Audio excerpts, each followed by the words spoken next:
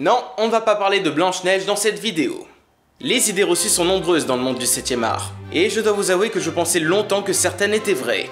Pourtant, l'étrange Noël de Monsieur Jack n'a pas été réalisé par Tim Burton, Frankenstein n'est pas le nom du monstre, Halloween n'est pas le premier slasher, Anastasia n'est pas un film Disney, et... Alors si, techniquement Anastasia est un film Disney maintenant, puisque la Fox a été rachetée par Disney, donc ouais c'est bon, je me tais. Et Blanche-Neige et les 7 nains n'est pas le premier long métrage d'animation. D'un côté, je peux comprendre cette idée reçue. Après tout, le film a eu un énorme impact dans le monde du cinéma, bien plus que les longs métrages qui l'ont précédé, faut l'avouer. Mais d'un autre côté, Blanche-Neige n'est pas non plus le deuxième ou le troisième long métrage d'animation. Il rentre même à peine dans le top 10 de l'ancienneté. C'est là qu'on voit qu'au cinéma, la popularité est plus forte que les faits. Bon, maintenant que cette information est claire, on va pouvoir passer à ce qui nous intéresse vraiment.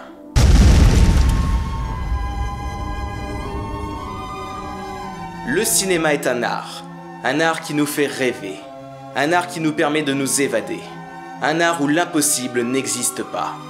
Lorsque le premier film de l'histoire du cinéma est arrivé, ce n'était que le début de l'expérimentation. Sous nos yeux ébahis, nous allions nous rendre compte que tout était possible dans le monde du cinéma. Désormais, nous pouvions voyager sur la Lune, explorer les fonds marins, pénétrer dans les rêves, faire disparaître quelqu'un, etc. Un sentiment de magie semblait alors naître. Le cinéma devenait bien plus qu'un outil. C'était un voyage. Un fantasme sur grand écran où tout semblait possible. Et l'arrivée du cinéma d'animation peu après est sans doute la preuve la plus flagrante que le cinéma peut se montrer magique. Bon alors, attention, quand on parle de films d'animation, on ne parle pas que de dessins animés, car l'animation, c'est donner l'illusion du mouvement à partir d'une suite d'images fixes. Mais du coup, je trouve cette définition un peu floue. Car à ce compte-là, le cinéma tout court, c'est du cinéma d'animation, car c'est de la photographie animée à la base. Donc la définition que je donnerai moi pour que ce soit plus clair, et vous pouvez ne pas être d'accord avec moi, l'animation, c'est animer ce qui est inanimé. Tout simplement. Et c'est là que la magie opère. Le cinéma allait franchir une nouvelle étape dans l'émerveillement. C'est en 1900, avec le court-métrage Enchanted Drawing, que l'on a pris conscience qu'il était possible de rendre vivant un simple dessin. La porte était désormais ouverte. Et ce n'est que 6 ans plus tard que le monde va assister au tout premier dessin animé de l'histoire du cinéma avec Humorous Faces of Funny Faces.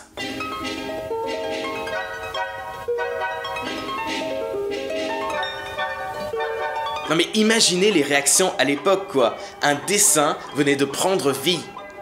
C'est là que je vous dis que le cinéma est vraiment un art magnifique.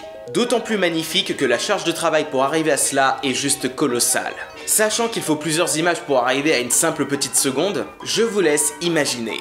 Et pourtant, les courts-métrages d'animation devenaient de plus en plus nombreux, repoussant les limites de l'imagination. Le dessin, la pâte à modeler, le papier découpé, les objets, n'importe quoi pouvait y passer.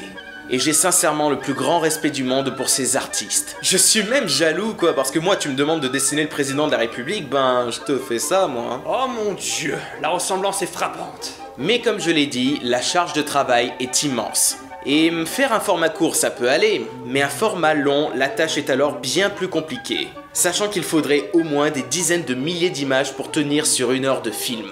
C'est donc du temps et de l'investissement. Certains films n'ont du coup pas tenu la cadence et n'ont jamais été terminés. Quel est donc le premier film à y être arrivé? Bon, je vous ai suffisamment fait attendre, voici le film.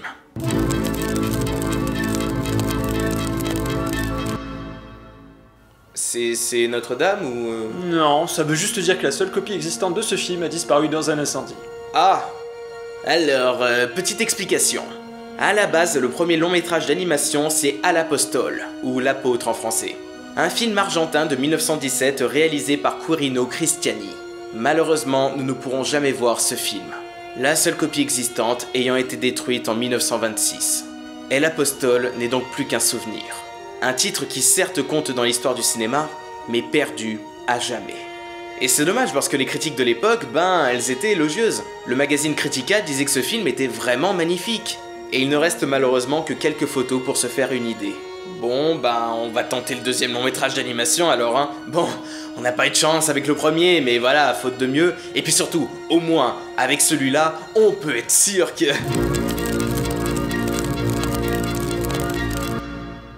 Je te hais l'histoire. Alors non, ce n'est pas un mauvais running gag. Le deuxième long métrage d'animation, sorti 1 an après le premier, a également disparu. Bon, faut dire que celui-là, il avait pas reçu un accueil aussi enthousiaste que le premier, hein. Et qu'il a même été saisi par la police pour des raisons diplomatiques, et aurait cette fois disparu du ministère des Affaires étrangères. Et pas de bol, c'est encore un film de Quirino Cristiani. Mais encore une fois, son œuvre ne pourra jamais être visionnée. J'ai beaucoup de peine pour ce grand monsieur. Son nom aurait dû être sur toutes les lèvres comme un pionnier du cinéma d'animation. Mais à cause de plusieurs coups du sort, il sera malheureusement oublié. Je suis sûr que vous n'en aviez jamais entendu parler, alors que c'est lui qui a réalisé les 2 premiers longs métrages d'animation. En plus, comble de l'ironie, putain, le titre de son deuxième film, c'est Sans laisser de traces. Non, y a pas de blague. Et sachez que nous ne pourrons jamais voir le reste des œuvres de Quirino Cristiani. Est-ce que vous saviez qu'il était l'auteur du premier long métrage d'animation sonore de l'histoire du cinéma? Moi non plus. Ça s'appelle Paludopolis, c'est sorti en 1931, et le film a, encore une fois, disparu dans un incendie à la fin des années 50. On dirait une mauvaise blague au bout d'un moment, c'est pas possible une malchance pareille. Bref, comme vous l'aurez compris, nous ne pourrons jamais voir ce que valent les 2 premiers longs métrages d'animation. C'est triste, mais c'est comme ça. Il va donc falloir se rabattre sur le 3e, en espérant qu'il n'ait pas lui aussi disparu dans un incendie. Ou dans l'espace, pourquoi pas, vu le pot qu'on a. Eh ben, comment vous dire... Non, c'est bon, je vous rassure, le 3e long métrage d'animation est encore de ce monde, encore heureux. On va donc pouvoir en parler. Voici les aventures du prince Ahmed.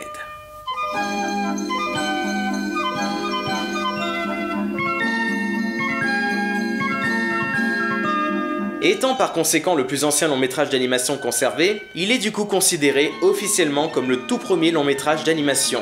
Alors que, officieusement, ce n'est que le 3e quoi. Même sur la jaquette du DVD, ils disent que c'est le premier, comme s'ils voulaient s'en convaincre à tout prix. Alors oui, du coup le titre de la vidéo perd un peu de son sens, hein, mais en même temps j'allais pas mettre « Que vaut le premier long métrage d'animation qui n'est pas vraiment le premier, mais vu que les 2 premiers ont disparu, il est considéré officiellement comme le premier, même si c'est que le 3e ?» Je suis même pas sûr que ça rentre dans un tweet, quoi. Le film nous raconte l'histoire du prince Ahmed, qui veut empêcher sa sœur Dinarzade de finir de force entre les mains d'un mage africain en échange d'un cheval volant. Le mage tente alors de lui faire essayer le cheval, mais ne pouvant le contrôler, le prince Ahmed s'envole vers des territoires inconnus. Il devra alors parcourir de nouveaux mondes pour retourner chez lui. Sorti en Allemagne en 1926, Les Aventures du Prince Ahmed est un film qui se place à une époque importante du cinéma allemand. Même si vous n'êtes pas très familier avec le cinéma allemand, vous avez certainement entendu parler de pas mal de ces films sortis à la même période. Le cabinet du Dr Caligari, la naissance du genre horrifique, Metropolis, la naissance des principaux codes de la science-fiction, Nosferatu, la naissance du premier vampire iconique du cinéma, etc. Et Les Aventures du Prince Ahmed peut clairement se placer à côté de ces films en termes d'influence et d'impact. Car comme vous avez pu le voir, le style d'animation de ce film est assez atypique. Le procédé de ce que l'on appelle film à silhouette, et non ombre chinoise comme beaucoup le pensent, on le doit à cette personne. La réalisatrice du film, Lotte Renninger, qui s'est occupée quasiment seule de ce long métrage. Elle s'est occupée de tous les détails de façon rigoureuse et millimétrée. Il fallait dessiner les personnages de façon identifiable pour qu'on puisse les distinguer les uns des autres, découper toutes les parties modulables de leur corps pour pouvoir les manipuler, poser le tout sur une table d'animation pour tourner image par image en faisant bouger les personnages de quelques millimètres à chaque fois pour donner cette illusion du mouvement. Moi qui suis de nature impatient, je ne serais jamais allé jusqu'au bout.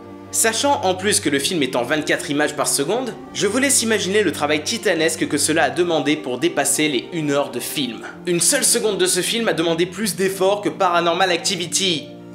La saga Paranormal Activity. Et putain, qu'est-ce que ce film est beau! Le film a beau dater de presque un siècle, j'aurais vraiment du mal à trouver beaucoup plus poétique, merveilleux et majestueux que ce long métrage. Certaines scènes sont, encore aujourd'hui, vraiment impressionnantes, et encore plus quand on connaît les conditions de travail de la réalisatrice. Un travail d'orfèvre qui arrive à allier grandiose et poésie. Les personnages sont bien vivants à mes yeux. Ils sont expressifs, et même si certains de leurs mouvements peuvent paraître un peu saccadés, ils sont d'une fluidité exemplaire. Là, on n'est pas dans un film avec une technologie avancée et accessible à de nombreuses personnes au sein d'une équipe. Non, ici, on a une personne qui a travaillé pendant plus de 3 ans, quasiment seule, avec une technique totalement novatrice qu'elle démocratisera plus tard.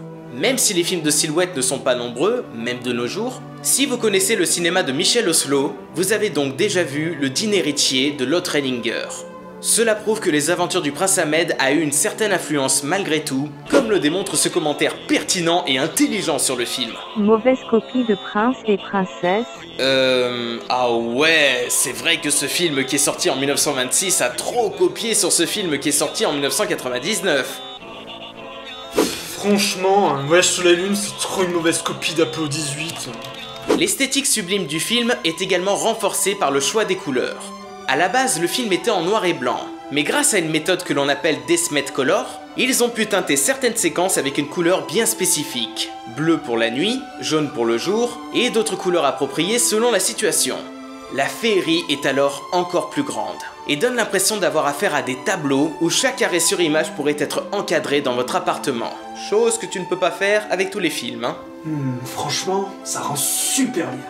Et comme si la charge de travail n'était pas assez grande comme ça, la réalisatrice a même fait en sorte que le rythme de son film colle parfaitement à une partition de musique écrite pour l'occasion, sachant que chaque note correspondait à un nombre d'images bien précis. Ce qui fait que même si le film est muet de base, lors de ses représentations, cette musique était jouée, donnant l'impression que l'image et le son étaient indissociables. Mais les aventures du prince Ahmed n'est pas qu'une forme, c'est un voyage. En effet, le film s'inspire librement de quelques contes des Mille et une nuits, en particulier Le Cheval Volant et Aladdin. Ouais, il y a Aladdin dans ce film.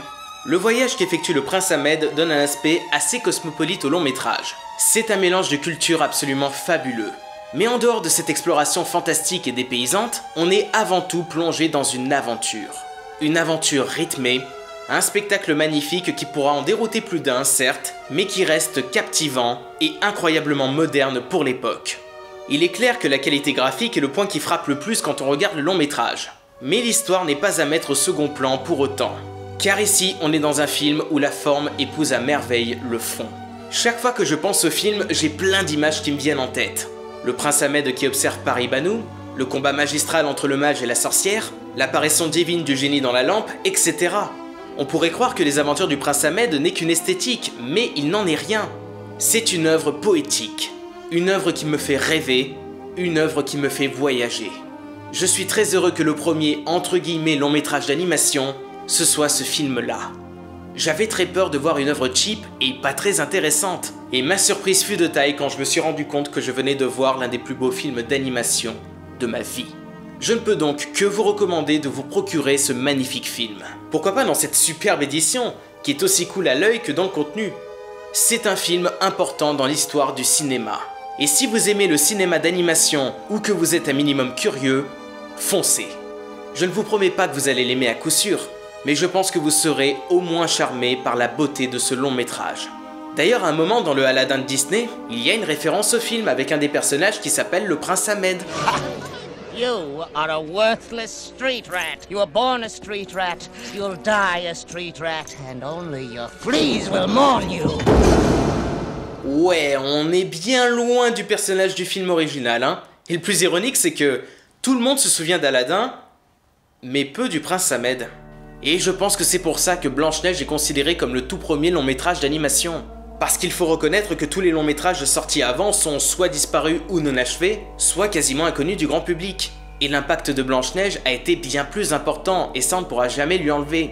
Il y a des tas de films d'animation qui sortent, même de nos jours, mais qui se font gentiment oublier par l'ampleur des gros studios, plus diffusés et plus sollicités. L'année dernière, c'est Coco, un film Pixar qui a remporté l'Oscar du meilleur film d'animation. Alors qu'à côté, il y avait Parvana, et surtout, La Passion Van Gogh, qui est un film juste exceptionnel. Je n'avais pas vu un film d'animation aussi beau depuis longtemps, mais surtout, c'est le premier long métrage d'animation réalisé uniquement avec des toiles peintes à la main. Donc non seulement ce film est magnifique, mais c'est aussi une révolution dans l'histoire du cinéma d'animation. Une révolution que personne n'a voulu citer, pour se concentrer encore une fois sur un Pixar certes bon, mais classique. Et sa victoire aux Oscars ne fait aucunement avancer les choses. Non mais sérieux, comment ils ont pu passer à ce point à côté de ce film au détriment de Coco? Bref, soyons curieux. Je sais que c'est un peu cliché comme discours, mais ne nous concentrons pas sur les films qui ont les lumières uniquement sur eux. Je ne dis pas que des films méconnus sont forcément des chefs-d'œuvre, Mais ne laissons pas des petites perles mourir parce qu'ils n'ont pas eu la chance d'être suffisamment populaires au bon moment. Et c'est pour ça qu'il ne faut pas non plus laisser le format physique mourir au détriment du format numérique. Je doute fort qu'une plateforme telle que Netflix diffuse un jour les aventures du prince Ahmed, hein. En ce qui me concerne, je suis très heureux d'avoir découvert les aventures du prince Ahmed. C'est un film qui mérite bien plus de reconnaissance et d'attention. Premier long métrage ou pas, peu importe. C'est une magnifique découverte avant tout, et même si j'étais frustré de ne pas visionner le premier véritable long métrage d'animation, cette frustration s'est rapidement dissipée devant la beauté de cette œuvre. Et j'aime le cinéma pour ça aussi, car je passerai ma vie à découvrir de nouvelles choses grâce à lui.